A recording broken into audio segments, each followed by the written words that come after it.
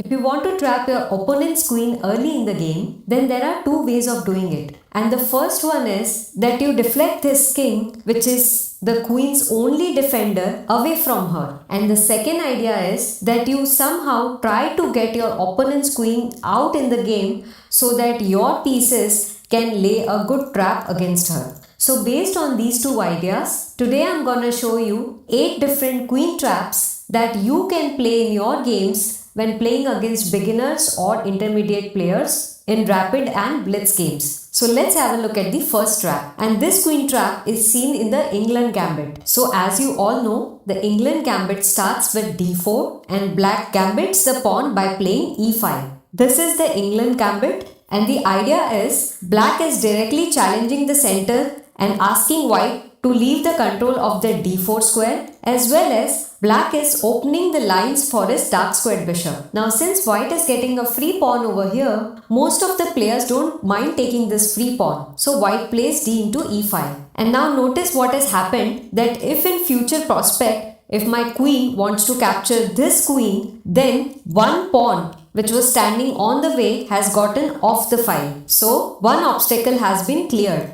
And now here black plays bishop c5, taking immediate control of this square as well as keeping an eye on this most important square and the weakest square, and that is the f2 square. And now white mostly here plays knight to f3, developing a piece from his king side, taking control of the center as well as providing defense to the e5 pawn. And now notice in this situation how your bishop is ready to capture this pawn over here and give a check to the enemy king. But it's too early to play this move. For you to capture free queen over here, so you need to clear up this pawn that's blocking your way. So that is why black plays d6, offering another pawn to white. Now since white's pawn are doubled on the e file, he thinks that capturing would be a good idea because he's getting another pawn for free, as well as he will be getting rid of his doubled pawns on the e file. So black plays e into d6. Now notice that your own pawn is now out of the board, but here the opponent's pawn is blocking your queen's way to the opponent's queen. So let's lure this pawn to capture another free piece. So that is why black plays knight e7. Now here in this situation, most of the amateurs would love to capture this free piece over here. And when you offer a free piece like a knight right in the beginning of the game, it's very difficult for them to resist not taking this piece. So black plays d into e7. But by capturing this free piece, white has fallen into your trap, because now you can give check to the king by capturing the f2 pawn. Notice the white king cannot come to this square because it's controlled by our queen. So he is now forced to take this bishop, making him leave the defense of his queen. And now black can easily win the queen by queen into d1. Now let's look at another queen trap in Tennyson Gambit. So white plays knight to f3, taking control of these two important squares in the center. And because white is controlling these two squares, black cannot play e5 because otherwise he will lose his pawn. So most of the times black will play d5. So black plays d5. And now the same idea again. If you want to capture this opponent's queen, you need to get rid of this two pawns over here. So that is why to deflect this pawn from the d file,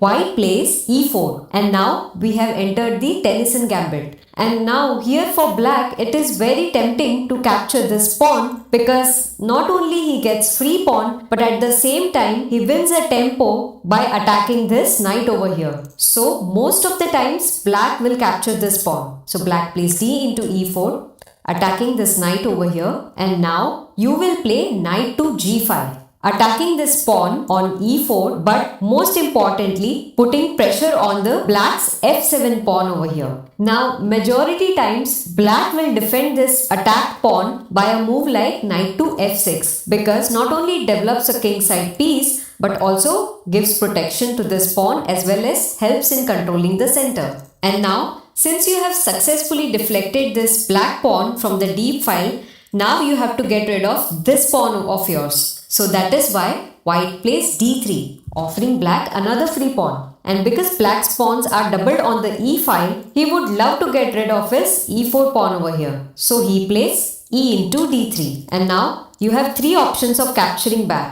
But which would be the best move? Obviously, you don't want to capture back with your pawn because then you'll be getting another pawn on the d file and you don't want that. You want the file to be open. If you capture with your queen, then there are high chances that the opponent will capture your queen and you will capture back, and the entire idea of setting up this trap loses its value. So the only best option is to capture back with your bishop. So white plays bishop into d3. Notice this file is open and the bishop can move anytime to one of these squares to give check to the enemy king. Also, by capturing with your bishop, you are now putting a lot of pressure on the h7 pawn. Notice how both of your pieces are eyeing this h7 pawn, and here black gets very uncomfortable.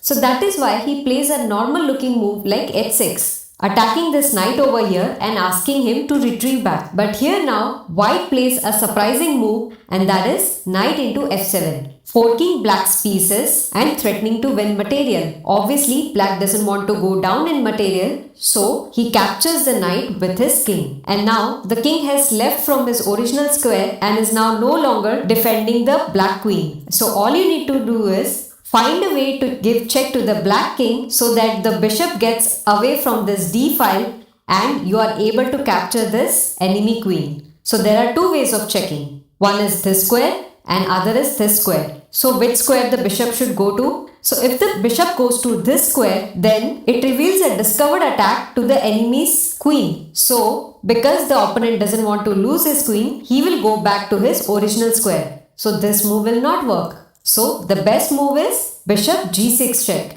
And here the black king cannot go back to defend his queen because those squares are now under our bishop's control. So the king takes the bishop and now you can capture your opponent's queen. Let's go back a few moves. Here there are other options with black for defending this pawn over here. And so instead of playing knight to f6, he can also decide to protect this pawn by a move like bishop f5 or f7. Even these variations are possible. But what happens in these variations, if you are interested to know, then I have already made a detailed video on the Tennyson Gambit, the link of which is given in the description box. Kindly check that out. Now let's look at a queen trap in Hector Gambit. White starts the game with knight to c3, taking control of these two important center squares. And here black plays d5. And now, since you want to get rid of these two pawns on the d file so that you can capture the opponent's queen, you play the Hector Gambit by offering the pawn on e4. If black takes, then now instead of taking back this pawn and wasting your time, because notice your idea is to capture the opponent's queen, you start preparing for the trap. So you play bishop to c4, developing your bishop out to a square where it can eye on the weak f7 pawn in the enemy's territory. Because you did not capture this e4 pawn, black thinks, let me play knight to f6, which will develop one kingside piece, control the center squares as well as help in protecting this undefended pawn. And now, since your bishop is already eyeing this square, it's time to get rid of this pawn over here, which blocks your way to the enemy's queen. So, you play d3. And the same idea that we discussed earlier, black wants to get rid of his double pawns on the e file. So, most of the times he will capture the e pawn over here. And now, what should white do? Should he capture back with his pawn? Obviously not, because that will just block the d file. Should he capture back with the bishop? Of course not, because your bishop is doing the key important job of keeping an eye on this important square. Then should we capture back with the queen? Obviously not, because that might just lead to trade of queens over here. So what should white play? Well, white has two options. Either it can offer a free piece over here, luring this pawn to take this free piece, or he can just play normal developing move like knight to f3. And since this black's d pawn is gonna fall off anyway, so before dying he thinks, let me capture another free pawn over here. So he plays d into c2. And now this is the biggest mistake of the black, because white can now play bishop into f7 check. The king cannot come on this square because it's controlled by our queen. So the king is forced to take this bishop, and now you can easily capture the opponent's queen. Now let's look at another trap in Albin counter gambit. So you must have seen a lot of times players playing d4, then you play d5, and then you see a move like c4, which is a queen's gambit. And here, instead of accepting the gambit, you will play Albin counter gambit. So you will play e5. That means you are offering your pawn to the opponent. And because this pawn is for free, most of the times your opponent will take it. So white plays d into e5, and now instead of playing a move like this, which will lead to trade of queens and you losing the castling right of your king, you push your d pawn and get it on d4. And this pushing of the pawn makes white's situation very uncomfortable because he cannot develop his knight on this c3 square, and also he cannot push his e pawn further without getting captured. And because white wants to get rid of this pawn, a lot of times he will play a move like e3. So, should you capture this pawn? Of course not, because then the opponent will capture your queen and then you will lose the right to castle in the game. So, what should black do? Black will now check the white king with his bishop. So, black plays bishop b4 check. Now, obviously, this doesn't seem like a threat to white because he can easily block this check by any of his two pieces over here. So, let's say he blocks the check with his bishop. And now because black's bishop is attacked, white is expecting that black will capture this bishop and white will capture back and his game should be fine. But instead, what you're gonna do is play another surprising move. And that is d into e3, attacking this bishop and this weak square f2. Now here, the best move for white is to play f into e3, and then the game would be almost equal for both the players. But a lot of players lose their calm when they are under pressure. And because white is seeing that black is able to put a lot of pressure over here and he's also offering a free piece over here, he doesn't mind taking this free piece and also get his bishop away from the attack of this pawn. So he plays bishop into b4. And now because of white's last move, he has fallen into black's trap. Because now black will try to deviate this king away from this square so that he loses protection of this queen. So black plays e into f2 check. Notice the king cannot take this pawn because otherwise he will lose the queen. So the king decides to come on this square. And notice how the king and queen are aligned on the same diagonal, which can be used by our bishop. But if our bishop comes here and gives a check to the king, then this check can be easily blocked by white's knight. So first, black will have to capture this knight. So black takes this knight and promotes into what? Well, most of you would be thinking queen. But then if black promotes it into a queen, then that would be a mistake because white can now capture our queen with a check. Our king will capture back and then white will be able to capture this newly promoted queen. And the game would be slightly better for white because white has a bishop pair in this open position, whereas black only has one. So obviously promoting into a queen would not be the best move. So what should we promote into? Well, we have to look for a forcing move, and the forcing move is under promoting it into a knight, because when the knight comes on the board, he is giving a check to the white king. So now white is forced to deal with this check, so white captures the knight with his rook. And now because the white's knight is gone off the board, black can now play bishop g4 check, forming a skewer. And notice how white's queen is now under double attack by black's pieces. White king moves back and now the queen is gone. Who liked this video and subscribe to my channel. And now let's look at a queen trap in the Scandinavian defense. White starts the game with e4 and you must have often seen black playing d5, offering a pawn over here. So you should just take it because that gets his queen out in the board. And now here you can attack the queen by the move knight to c3. Now the best move for black over here is to take his queen back to the original position so that she doesn't get attacked more by the enemy pieces. But here a lot of beginners and amateurs don't like to bring their queen back to its home square. So you will often see players playing a move like queen to a5. And the idea is, if white plays d3 or d4, then this queen would be pinning this knight to the white's king. So what should white play now? Well, nothing. Just focus on development. So white plays knight to f3. And here black gets happier because now he can play bishop to g4, pinning the white's knight to the white queen. And now you can play h3, attacking this bishop. If the bishop goes back,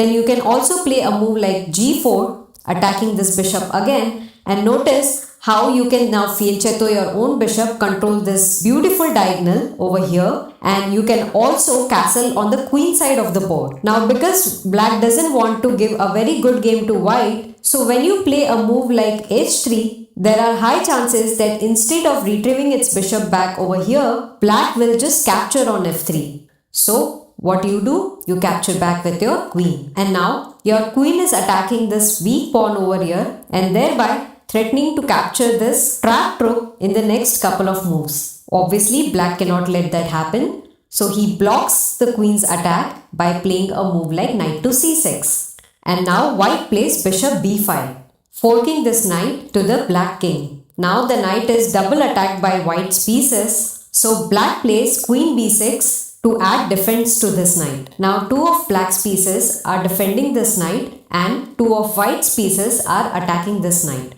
So what should white play? Well, white here can create another threat in black's territory, and that is knight to d5. Knight to d5 attacks this black queen as well as attacks this c7 pawn, threatening to fort black's pieces over here. If white captures our bishop over here, then he loses the queen by knight into c7 check. Let's go back a few moves. If the black queen doesn't capture this bishop and instead decides to come on this square, then white can now play b4, attacking the queen. Notice how this b4 pawn is being protected by our knight and the queen is left with no safe squares where it can go, because all of the squares are under the control of white pieces. So now the queen is forced to take this bishop, and again white can play knight into c7 check, king moves, and black's queen is lost. Now I will show you a queen trap in fork pair gambit. So white starts with e4, you play e5, and white plays f4. This is a king's gambit, and now instead of accepting this gambit, you play d5, and that is the fork pair gambit. White will mostly take your d5 pawn, and here you will offer another pawn by playing c6. White will happily accept that, and now you take back with your knight.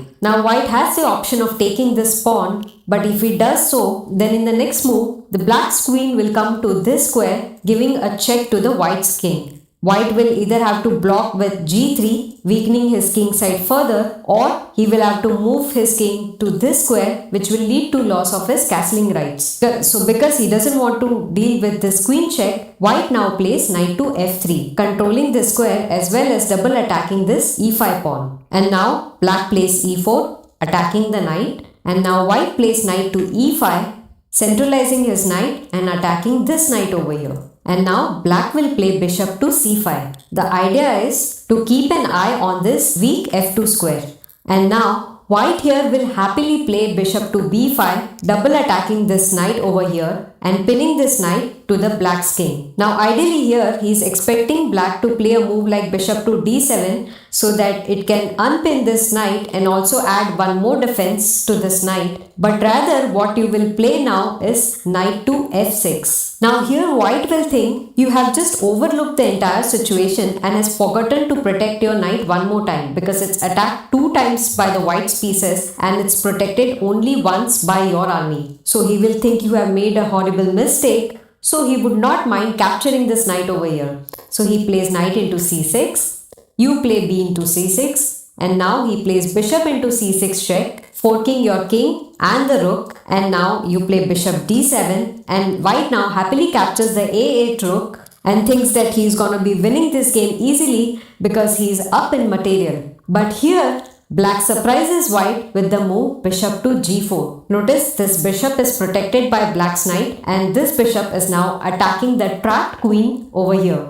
There is no way that white can save his queen now, and white is gonna lose his queen in the next turn. And black from here on can easily win this game. If you want to learn more such traps in detail, then do join the membership program of this channel.